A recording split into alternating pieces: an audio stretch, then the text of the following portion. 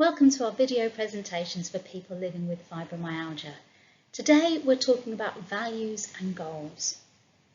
Lots of things will have changed since you have had fibromyalgia. You may well have stopped doing things that you previously enjoyed. Sometimes people tell us that they don't feel like the same person anymore.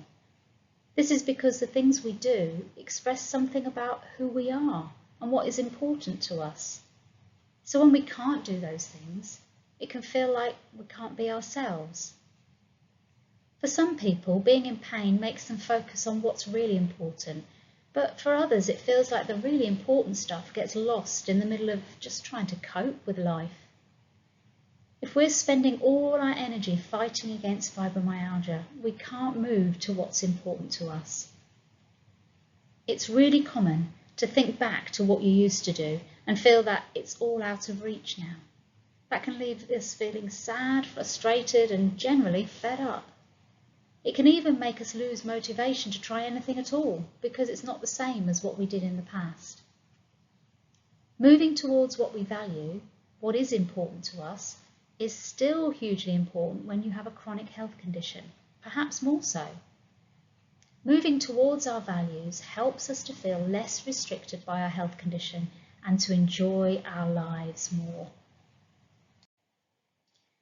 Values are not the same as goals. Goals are things we want to achieve, and we know when we've achieved them. For example, losing weight, getting a new job, going on holiday. A goal is a sign that we're on the right path, but a value is the direction in which we're travelling. So values are like a compass that guides our direction, and goals are more like landmarks that we reach along the way. We all have values. Things that are important to us, things that we really care about. These are what guide our choices in life and motivate us as we move through life. Every one of us is different, and our values will also be different. Values often change over time.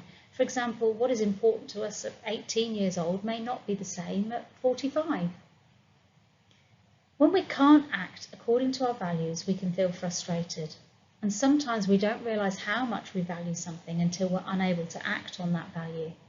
For example, if you value being the financial provider for your family, but you are unable to work because of poor health, or you value being independent but then need to rely on others because you can't do things for yourself.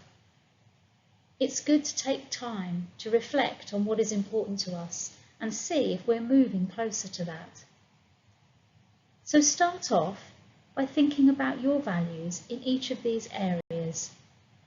What do you value?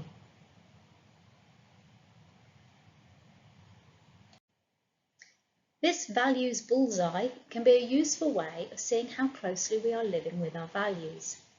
This activity is in your workbook.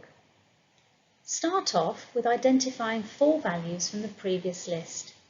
Then put a mark on the bullseye to indicate how closely you are living by those values. If you are living fully by your values, the mark will be close to the bullseye. If you're not acting very consistently with your values, then it will be closer to the edge of the target. Here is an example of how you might fill it in. So you can see that somebody has chosen their values and then they have scored and marked themselves according to how closely they feel they're living by those values. So once we have the direction we want to move in, our values, we can then choose goals to help us along the way. Goals are important. Someone once said, if you aim nowhere, you're sure to get there.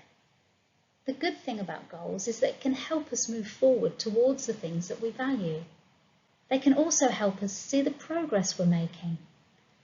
Living with pain and fatigue makes everything really hard. It can be difficult to get motivated to do things, even the things we normally enjoy doing. Setting goals can help us move forward and feel like we're making progress. Here are some examples of how to turn values into goals. So any goal we set should be SMART. In other words, specific, measurable, achievable, rewarding, and time limited. That means we think about how specific we can be, Be really clear about what it is you want to achieve. It needs to be measurable, so you know when you've achieved it. So, for example, wanting to walk further can't be measured, but wanting to walk to the corner shop and back is measurable. Make sure it's achievable. Don't set a goal that is going to be difficult for you to achieve. It needs to be relevant to you. That's where your values come in. And it needs to be timely or time limited, so you know when you're going to achieve it. So I'm going to walk to the corner shop and back in 2 months' time. We can also think about what we want to achieve in the long term and then break it down into steps that we need to achieve to get there. So think short and medium term as well as long term. Here's an example. So for someone who values a mum and caring for their children, their long-term goal is maybe to be able to walk their children to school twice a week in 3 months' time.